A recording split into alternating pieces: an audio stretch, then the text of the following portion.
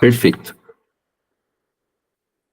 Bom, antes de eu passar aqui para a tabela, vou falar com vocês rapidão aqui. Seguinte, o que é a ideia que eu pensei aqui para tentar... Eu sempre tento explicar de uma maneira mais fácil para que eu possa conseguir compreender, tá?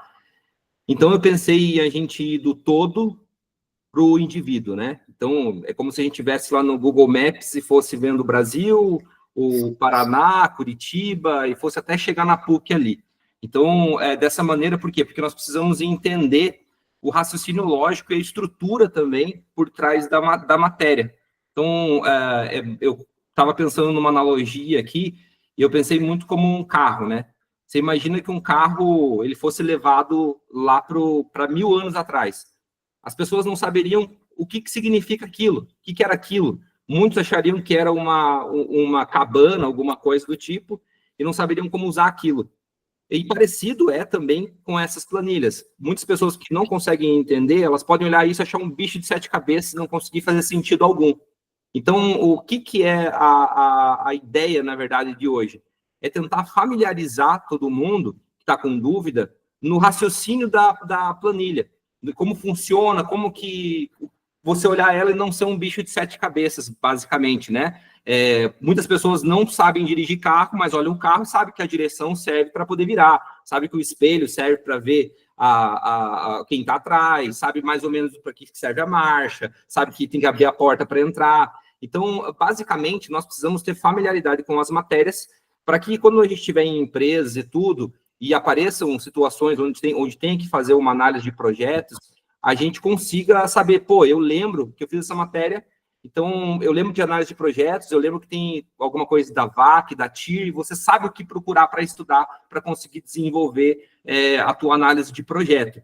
Então, eu queria que o pessoal se concentrasse bastante nessa lógica total da planilha, para que a gente conseguisse entender, porque, basicamente, toda a matéria está distribuída nessa planilha que eu vou apresentar para vocês agora, que é a planilha da atividade, né? Tudo o professor foi passando as matérias durante as semanas, e tudo que ele passou está consolidado ali, tudo funcionando junto. Então, entender a planilha de um modo geral, coloca todo mundo num passo à frente para conseguir realizar uma prova melhor.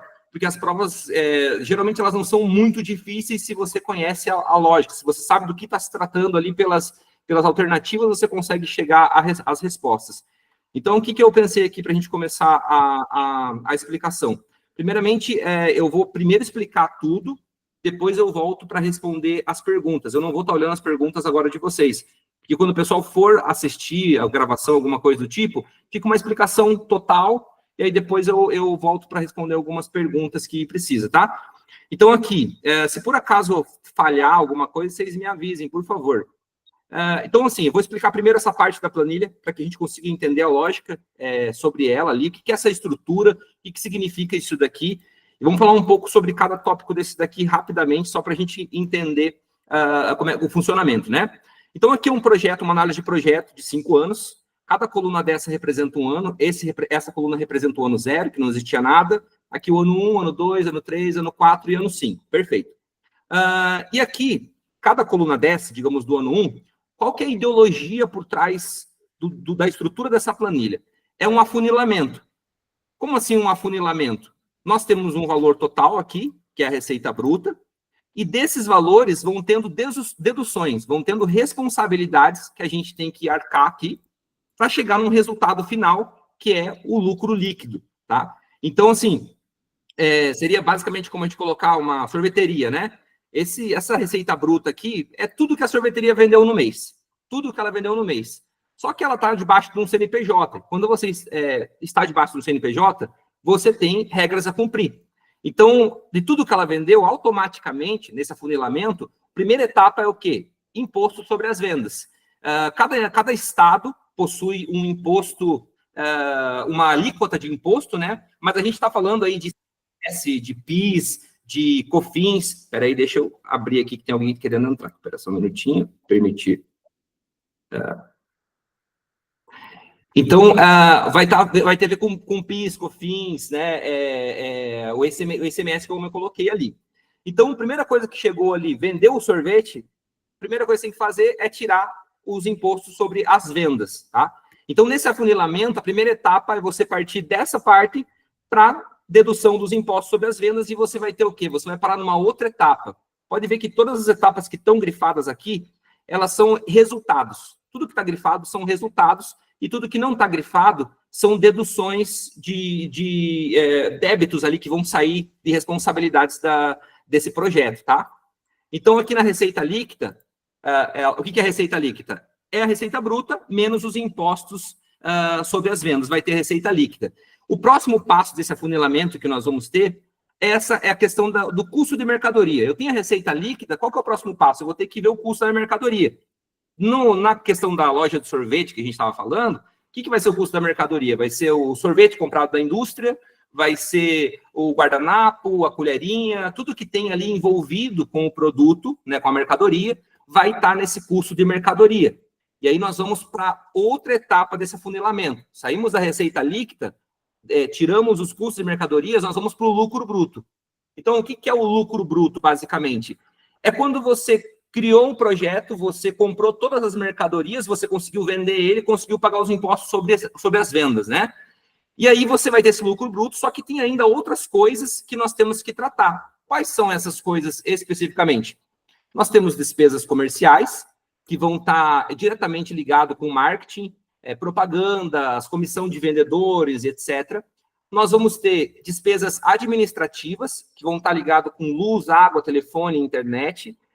Nós vamos ter a responsabilidade também de depreciação. O que significa depreciação? Voltando no exemplo de sorveteria. Compramos uma máquina de sorvete e essa máquina custa R$10.000. Só que ela tem uma vida útil de 5 anos. Então, a gente não quer chegar lá no 5º ano e ter que comprar uma máquina nova, ter que desembolsar R$10.000. Então, o que nós vamos fazer?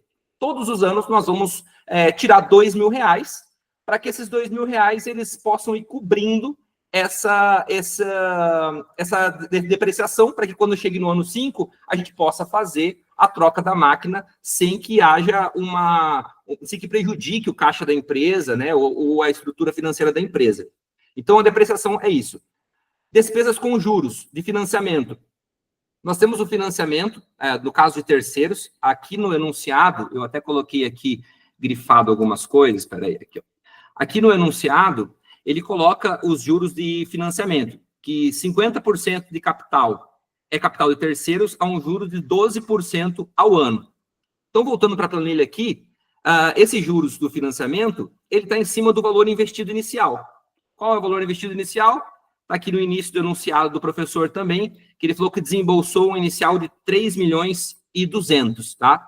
Então, se os juros, o valor emprestado é 50%, então os juros é em cima de 50% desse valor, são 1.600.000. Então, se eu pegar uma formulazinha aqui, eu estou pegando esse valor do investimento, vezes 50%, 0,5, vezes o D27, cadê aqui? Opa! Peraí que travou aqui. Vezes o D27, que vai ser o quê? Vai ser a taxa de juros que a gente vai pagar para os bancos, tá? Então, vai dar esses 192 aqui. E aí, novamente, nós passamos para uma outra etapa do afunilamento. Pegamos o lucro bruto, pagamos todas as despesas que tem ali comerciais, administrativas, com depreciação e com financiamento, e aí vai ter o lucro, que é o lucro antes do imposto. Aqui é realmente, esses R$109.000 aqui, é realmente o que a empresa conseguiu produzir de lucro, tá? Então, nesse formato de CNPJ ali, ela vai ter que pagar um imposto sobre o lucro. Então, por isso que nós continuamos nesse afunilamento para chegar no lucro líquido. E o lucro bruto, ele vai ser um imposto de renda de 15%, isso aqui também está no enunciado, está aqui, ó. As alíquotas de imposto sobre o lucro real serão de 15% de imposto, tá? E 10% adicional quando o lucro ultrapassar 240.000. Esse lucro ultrapassou 240.000? Não ultrapassou 240.000. Então, a gente sabe que esse adicional de imposto aqui, ele não cabe a gente aplicar esse imposto. Mas, no imposto de renda, nós aplicamos 15%. Então, pega ali o valor do lucro antes do imposto e aplica 15%, vai dar o resultado aqui. A mesma coisa a gente faz com a contribuição social, que é 9%. Aplicamos em cima do valor do lucro antes do imposto, aplicamos 9% e vai chegar nesse novo funilamento, que é o lucro líquido. Esse dinheiro aqui realmente é o que sobra para a empresa. E nesse caso, o que é esse dinheiro? Se a gente vê a fórmula aqui, é o valor dos 109 mil, menos todos os impostos, que vão dar esse resultado de 82 mil. Então, aqui nós temos o lucro líquido. Agora chegou numa parte muito importante da explicação, porque o que confunde muito o pessoal nessa questão da planilha? Essa parte, primeiro, da depreciação aparecer novamente aqui. Ué, mas a depreciação não apareceu aqui em cima, 640 mil, e agora ela está aqui embaixo? Por que está aparecendo aqui embaixo? Porque esses 640 mil não foi algo que foi pago. Foi algo que a empresa guardou num cofrinho, vamos colocar assim, numa poupança, para conseguir utilizar no 5º ano. Então, esse dinheiro ele aparece saindo aqui, mas ele aparece voltando nesse cofre aqui. Ele aparece aqui de volta com uma entrada. E juros do financiamento, que é outra coisa que confunde muito o pessoal, e é importante a gente entender o raciocínio sobre isso. Os juros do financiamento, por que ele sai aqui? Ele tem uma saída aqui, por que ele volta positivo nessa parte? Porque quando nós temos um CNPJ, nós conseguimos diminuir do imposto de renda, né, a questão dos juros pago em financiamento para terceiros. Então, por exemplo, ela financiou num banco, você pode abater do teu imposto de renda os juros que você pagou. Por isso que você pagou os juros aqui, mas depois eles vão voltar aqui no... Espera aí, deixa eu liberar o pessoal aqui. Permitir todos. Então, voltando aqui à explicação, os juros, eles saem nessa parte aqui, pagou para os bancos, mas aqui eles vão voltar como uma devolução do imposto de renda, porque você pode abater do teu imposto de renda esse valor. Por isso que ele volta positivo. E aí nós vamos ter o quê? O fluxo de caixa livre da empresa. O que é o fluxo de caixa livre da empresa? É o que tem, o que sobrou. E o que sobrou ali? Nós temos os 82 mil de lucro que nós conseguimos no primeiro ano, nós temos os 640 mil que nós guardamos para depreciação, e nós temos os 192 mil que vão ser essa devolução do imposto de renda referente aos juros cobrados no financiamento, tá? Então, nós vamos ter esse resultado aqui. E aí nós temos a última linha, que ela vai representar o quê? Ela vai representar o valor presente das entradas de caixa. E o que é o valor presente, né? O valor presente é uma maneira, lembrando que nós estamos aqui no ano 0, tá? Então, nós vamos começar um projeto, nós estamos avaliando esse projeto. O valor presente é quanto esse valor que nós temos aqui no fluxo de caixa, se ele fosse estar hoje no nosso bolso, um ano antes, quanto que seria? Seria os mesmos 914 mil? Não, não seria. Ele teria esse valor aqui de 809 mil. No segundo ano, esse valor que dá o resultado aqui de 958, quanto que ele custaria hoje, do ano 0, para a gente? Ele teria o mesmo valor que 751 mil. Por que tem essa diferença? Por causa de inflação, basicamente, desvalorização. Então, há um cálculo que é feito em cima desses números aqui para chegar no valor presente. Eu vou explicar esse cálculo daqui a pouquinho, por quê? Porque ele está aqui embaixo, então se eu clicar aqui, ó, só está puxando da parte aqui de baixo, tá? Voltando, entendendo que agora a gente explicou a análise vertical, que é um ano inteiro ali, o afunilamento, como é que é essa ideologia sobre a planilha ali, como é que funciona essa lógica, vamos falar um pouco agora sobre essa análise horizontal. A análise horizontal, basicamente, nós vamos replicar o que foi feito no ano 1, considerando as instruções do enunciado para o ano 2. Por exemplo, aqui na Receita Bruta, o que fala na Receita Bruta? Cadê aqui? Peraí. Aqui. Na Receita Bruta, ó, ele fala aqui, ó. O departamento de marketing espera que as vendas cresçam 5% ao ano, tá? Então, 5% ao ano, o que nós vamos fazer? O segundo ano vai ser esse valor, mais 5%. Então, a gente coloca essa fórmula aqui, depois eu posso passar as fórmulas certinhas para vocês, mas só para a gente ser mais objetivo na explicação, depois eu passo as fórmulas para vocês. Eu vou pegar esse valor aqui, que é o D5 aqui, e vou colocar vezes 1, porque é 1 inteiro. Sempre quando a gente encaixa 1, assim, na matemática, significa 1 inteiro. Então, eu estou querendo puxar os 5.400.000 mais esses 0,5 aqui. Por isso que a gente faz vezes 1,05, que vai ser os 5.400.000 mais os 5%. Da mesma maneira, vai acontecer para esse terceiro ano aqui. E da mesma maneira para o quarto ano. Só que o que vai acontecer? Sempre vai ser referente ao ano anterior. Então, o ano anterior vezes 1,05, que é a evolução que eles projetam, o pessoal do marketing. No Excel, não sei se todo mundo sabe, mas se você puxar aqui, ele vai arrastar todas as fórmulas e vai preencher automaticamente. É só puxar nessa bolinha azul aqui, beleza? Então, da mesma maneira, o que você não pode confundir só? Igual os impostos sobre as vendas. Os impostos sobre as vendas não estão mais baseados no ano 1, aqui no 5.400.000. Agora eles vão estar baseados aqui no ano 2, beleza? Então, só para a gente entender o raciocínio. Eu vou explicar agora algumas coisas sobre preenchimento e sobre algumas fórmulas que é importante para a gente conseguir entender. E vamos começar agora por essa parte do imposto sobre as vendas. Qual é a ideologia por trás dessa fórmula criada para que a gente consiga ver os impostos sobre as vendas? Nós vemos que tem aqui um valor de 18%, de 1,5% e de 7,6%. Todos esses aqui são alíquotas de imposto. Da onde que eu tirei esse valor aqui? Eu tirei do enunciado que deixa eu ver aqui onde eu coloquei agora. Aqui, ó, 18%, 1,5% e 7,6%. Então, são os impostos sobre as vendas. Aí o professor já dá aqui. Então, o que essa fórmula está dizendo? Que eu estou pegando menos os 18%, que é o 5.400.000 menos 18%, menos os 1,5% de 5.400.000, menos 7,6, desculpa, do 5.400.000. Isso vai dar o resultado aqui para mim, beleza? Então, esse é o raciocínio referente a essa fórmula aqui. Quando a gente fala de custos de mercadoria, o que está colocando aqui? Por que foi construída a fórmula desse jeito? A gente está vendo que tem um 48% e a gente está vendo que tem 206.400 ali também. No enunciado, o professor também coloca que... cadê aqui 206.000? Aqui, ó.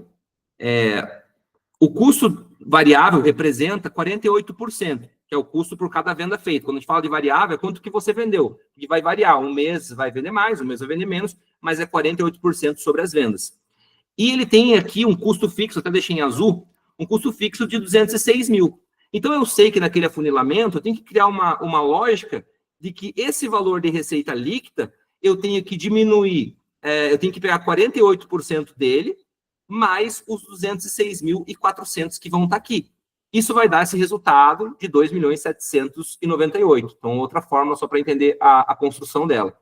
As despesas comerciais são 2%, que está tudo aqui no enunciado. Aqui, ó, 2%. Mesma coisa, 2% do quê? 2%, nesse caso, da receita bruta. Então, pego a receita bruta, coloco o igual, que sempre quando a gente abre igual, ele vai abrir um espaço para fórmula no Excel, e vou clicar aqui em cima, que vai dar o 0,5, vezes 2%. A mesma coisa eu vou fazer nas despesas administrativas, acompanhando o que o enunciado está falando lá, que as despesas administrativas são 1,5.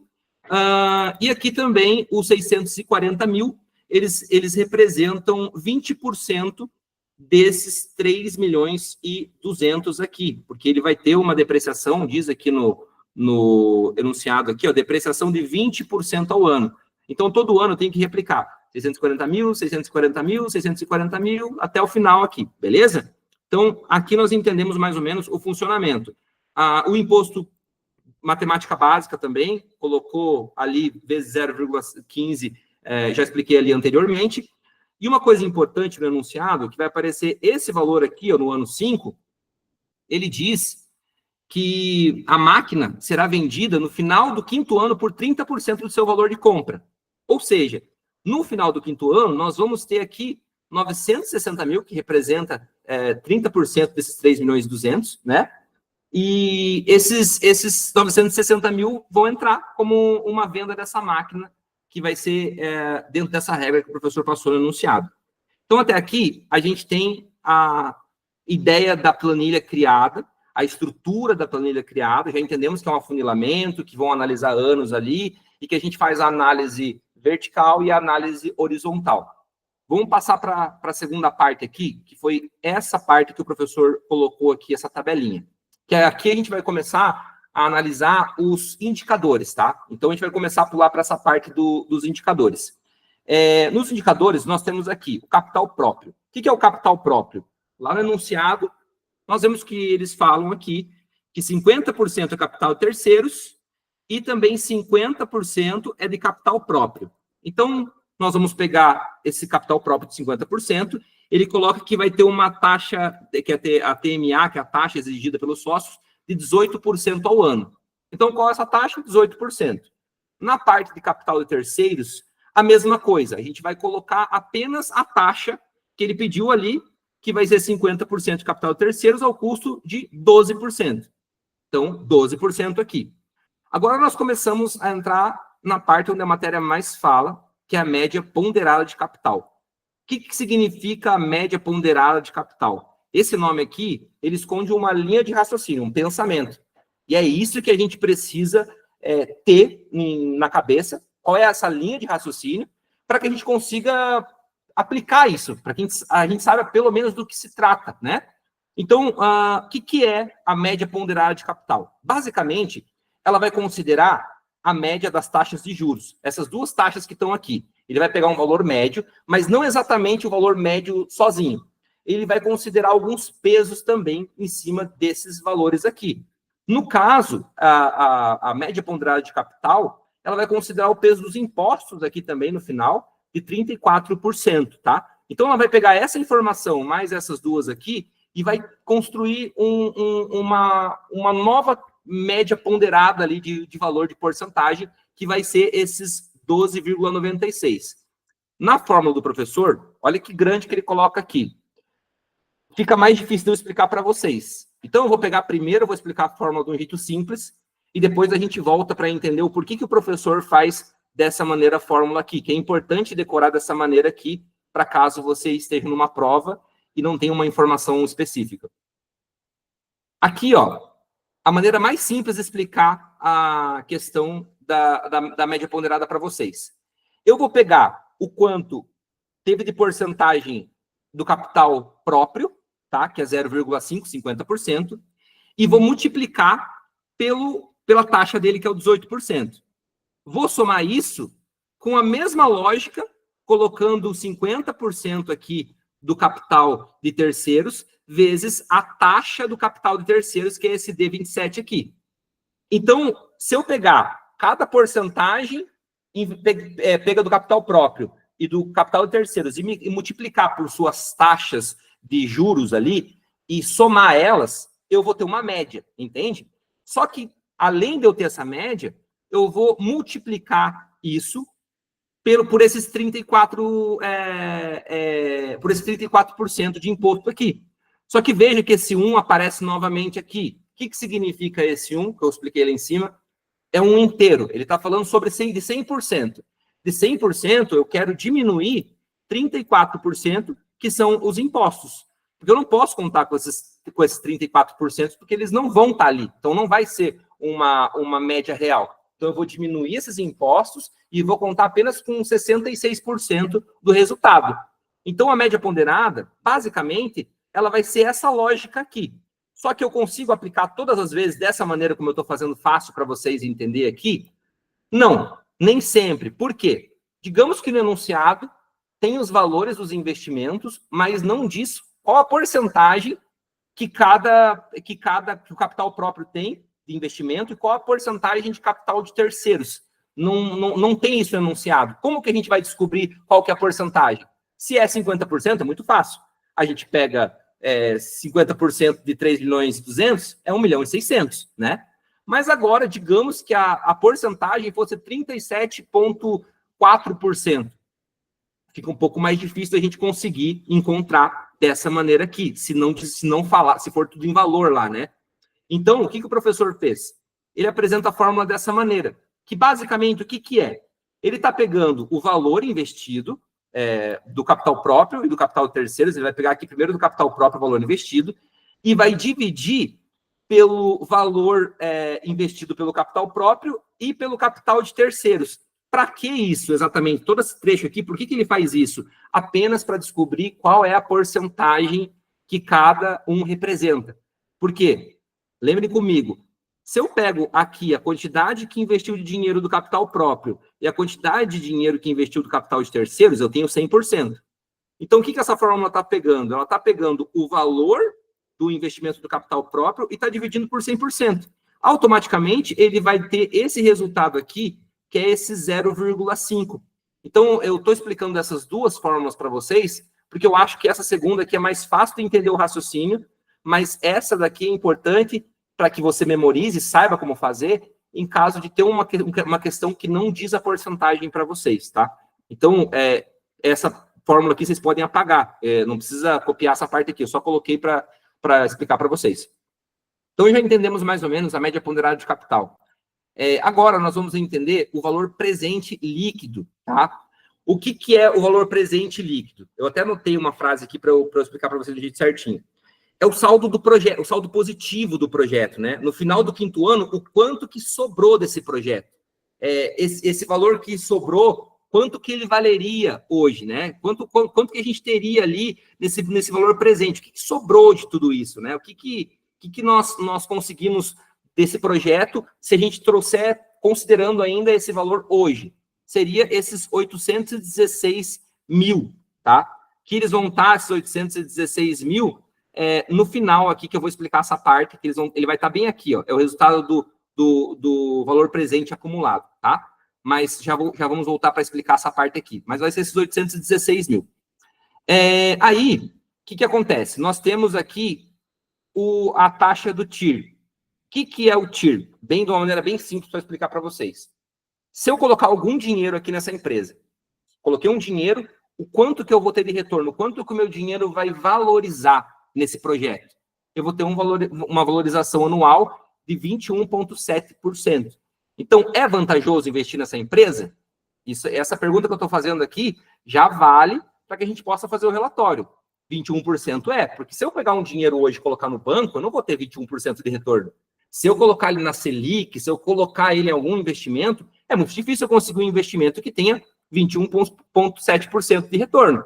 Mas essa empresa aqui, se eu colocar nela, tendo um estudo de projetos de investimento, ela está dando um retorno já de 21,7%. Então, eu tenho muito mais segurança e muito mais lucratividade do que se eu colocar o dinheiro em outro lugar.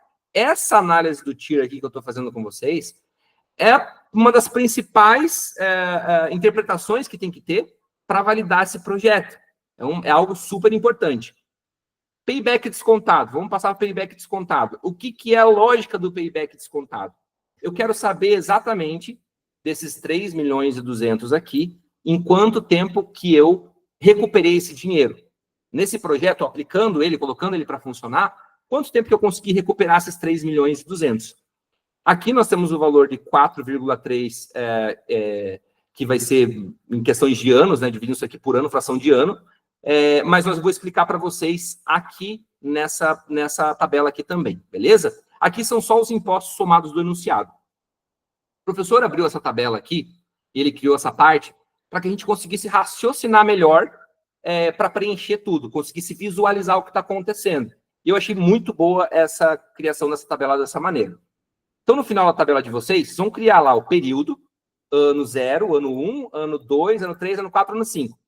No ano 0, o que nós temos no ano 0? Só o investimento. Nós colocamos 3 milhões e 200 aqui para investir nesse negócio. Então, a gente vai colocar o valor negativo desses 3 milhões e 200. Depois, no ano 1 aqui, nós temos o fluxo de caixa primeiro, né? Qual que foi o fluxo de caixa? Eu vou puxar esses valores aqui, ó. Puxar todos esses valores que estão aqui, nessa linha, eu vou puxar para essa linha aqui. E vou preencher cada valor de cada ano, beleza? Até aqui está tudo bem. Agora vamos voltar para o valor presente, que eu falei que eu ia explicar ele melhor aqui em cima, que é basicamente o quanto esse dinheiro valeria hoje. Qual é a fórmula que o professor usa para encontrar o quanto que esse dinheiro vale hoje? Vamos abrir a fórmula aqui, vamos tentar explicar ela de um jeito mais simples. Eu vou pegar primeiro, ele abre o igual aqui para começar uma fórmula. Então, ele vai pegar esses 914 mil, vai dividir, ó o 1 aparecendo aqui de volta. O que significa esse 1?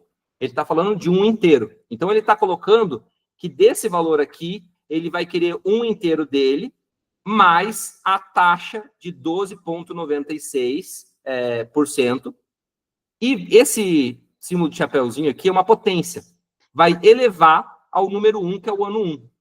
Então, ele pega esse valor, ele vai considerar a taxa da média ponderada de capital aqui em cima e vai elevar ao ano 1. Isso vai dar um resultado desse valor presente, que vai ser esse resultado aqui de 809 mil. Da mesma maneira, ele continua fazendo, só que agora para a linha de baixo. Ele vai considerar o ano 2. Então, ele vai pegar o valor do ano 2, vai aplicar nessa que está entre parênteses aqui, ele vai considerar o crescimento da média ponderada aqui, vai aplicar ela, na verdade, né?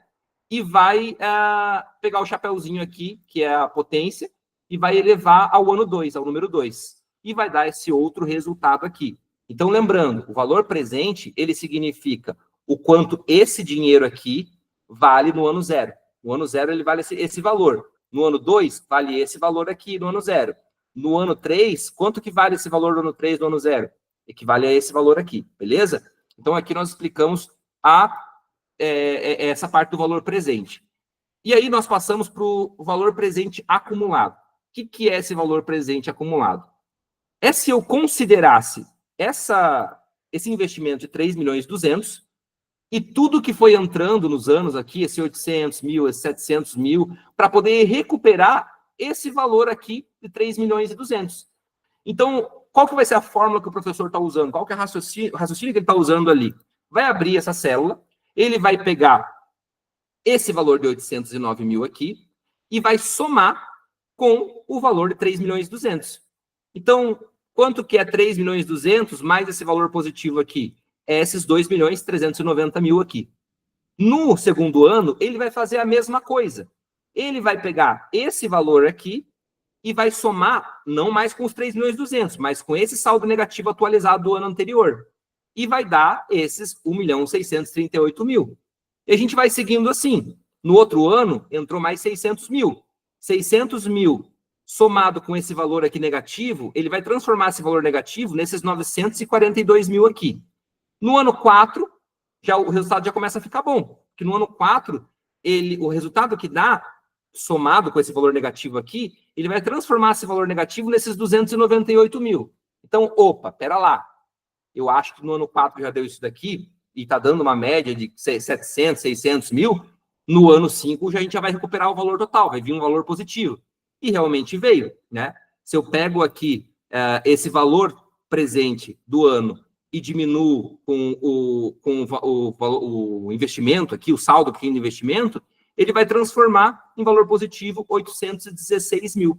Então, esse valor presente acumulado, ele vai considerar o valor do investimento inicial e tudo que entrou, só que tudo que entrou considerando o dinheiro real, não o dinheiro específico lá que entrou, como se fosse no valor do dinheiro hoje, porque nós estamos avaliando um projeto. Então, a gente precisa, tudo que está saindo desse projeto, a gente precisa considerar no ano 0. Vale a pena para a gente investir? Está dando retorno? Não está? Então, ele vai dar esse valor acumulado aqui. E quando a gente coloca essa média ponderada de capital, perdão, média ponderada não, não, aqui, perdão. Vai ser agora o payback descontado, desculpa. Nós vamos passar para o payback descontado. O payback descontado, o que nós vemos aqui? Nós vemos que do ano 4 para o ano 5, saiu um saldo negativo e virou positivo. Então, aqui o projeto se pagou. Mas exatamente quando que aconteceu isso? Como que aconteceu? Eu preciso, para poder avaliar um projeto, eu preciso de um número específico para poder fazer a avaliação. Lá nas vídeos que eu vi do professor, ele só coloca 4,27%. Mas qual que é a fórmula por trás disso, né? Ele está considerando aqui o 4º ano, tá? Vou colocar igual, é o 4º ano, que foi o ano onde vai mudar a situação. E ele pegou o valor aqui, que era negativo, eu escrevi o valor aqui para ele poder ficar positivo, né? E dividi por esse valor presente do ano 5. Então, esse cálculo aqui é que vai trazer para vocês exatamente o resultado do payback descontado, que vai dar esses 4,27 em fração de ano, né? Então, esses 4,27 vai colocar aqui. Por que está 4,30? Que o professor falou para arredondar. Ele falou, não, pode arredondar para 4,30. Então, gente, basicamente, o trabalho aqui, ele está preenchido. Aqui nós abordamos, depois vocês podem voltar no vídeo, quando eu vou publicar no YouTube, vou colocar lá, ele vai ter explicação de cada ponto, passo a passo. Nós entendemos a ideia geral da planilha, nós entendemos esses indicadores aqui, o que significa cada coisa e como que funciona o raciocínio da fórmula criada por trás, e essa tabela de apoio aqui que o professor colocou, onde apareceu esse valor presente acumulado, que anteriormente não tinha. Então, com essas informações que nós temos aqui, nós vamos elaborar essa última etapa aqui, ó, que o professor pede. Aplicou as técnicas de viabilidade ali do VPL, TIR e Payback descontado.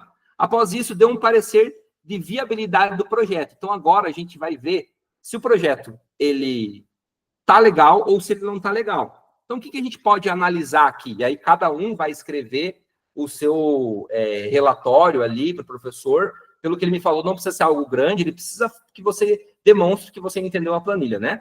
Então, o que nós vamos considerar aqui? Vou dar 3 pontos que são os principais aqui, né? Valor presente líquido, 816 mil. Significa que em 5 anos gerou lucratividade. Gerou ali, a empresa cresceu, né? Uma empresa que ela teve uma riqueza líquida no final do 5º ano. Então, é um ponto positivo, porque nós montamos um projeto, no final de 5 anos, ele gerou 816 mil de retorno. Então, vale o projeto, analisando por esse ponto? Vale, é um projeto super interessante. Outra coisa é analisar a taxa de retorno que eu tinha comentado com vocês anteriormente. A taxa de retorno de 21,7%, qual que é o raciocínio por trás dela? Prefiro pegar meu dinheiro e investir nessa empresa e ter uma taxa de 21,7%, ou vale mais a pena eu aplicar ele no banco, por exemplo?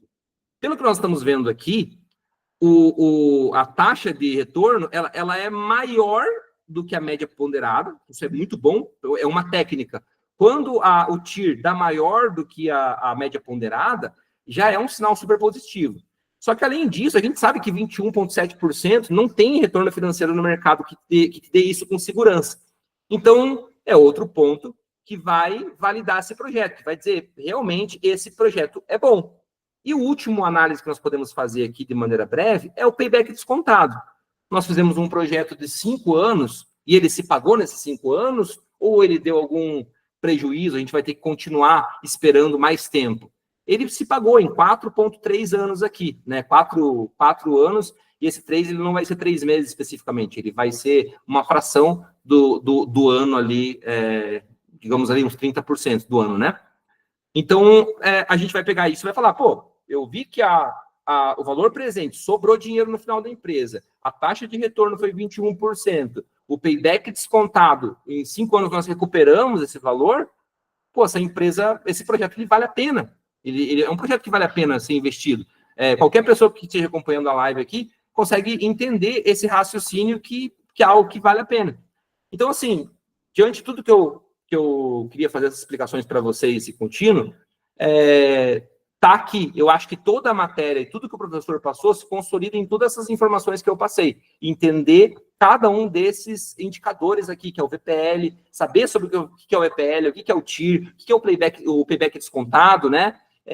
Entender a lógica sobre esse valor presente acumulado, a diferença entre eles, né? Todas essas coisas são importantes. E entender o que está acontecendo nessa parte aqui. Imagina que esse aqui é o carro. A gente está vendo aqui a porta do carro, a gente está vendo aqui a direção do carro, a gente está vendo aqui que tem vidro. Por que serve o vidro? Porque a gente sabe que é para ver lá fora. Então, entender o raciocínio sobre isso, a estrutura, nos faz estar mais seguros para, no momento, no mercado de trabalho, lá na frente, precisar lidar com isso, saber, não, eu sei, eu entendo mais ou menos, não vou conseguir fazer direto aqui, mas se eu der uma estudada, eu consigo recuperar essa situação. Então, eu finalizo aqui minha explicação e abro para perguntas. Ficou alguma dúvida? Alguém entendeu bem? Digam aí o que vocês pensam.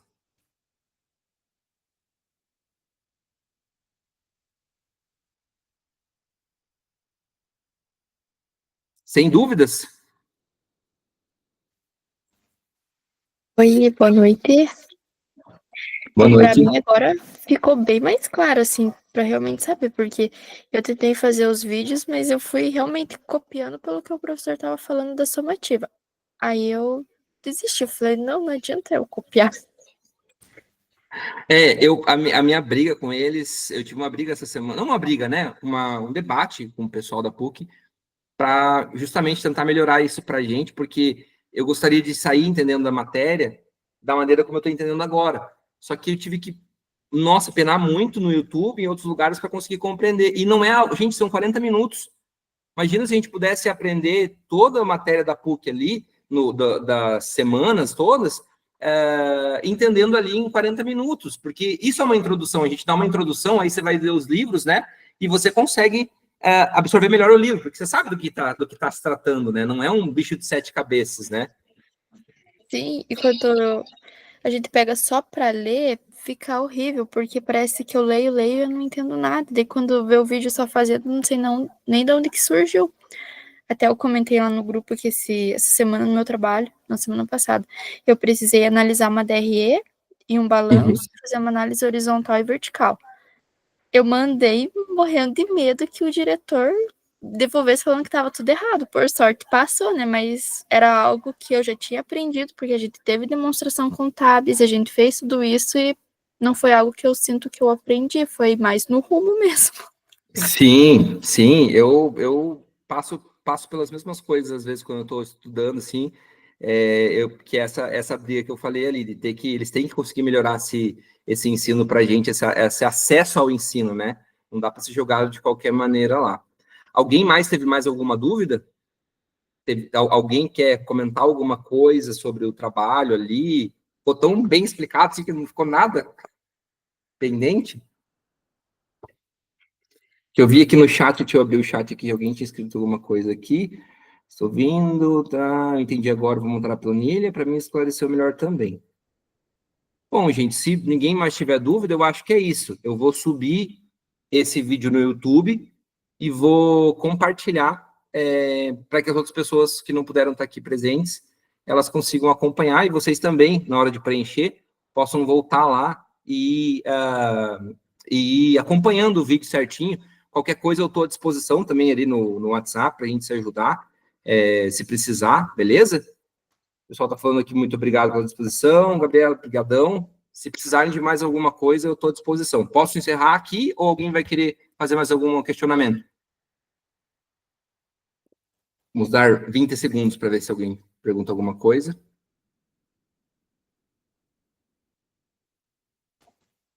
Fechou, pessoal? Muito obrigado aí vocês também pela presença. E é isso, vamos se ajudando que a gente consegue grandes coisas quando a gente está unido, beleza? Valeu, um abraço para todo mundo.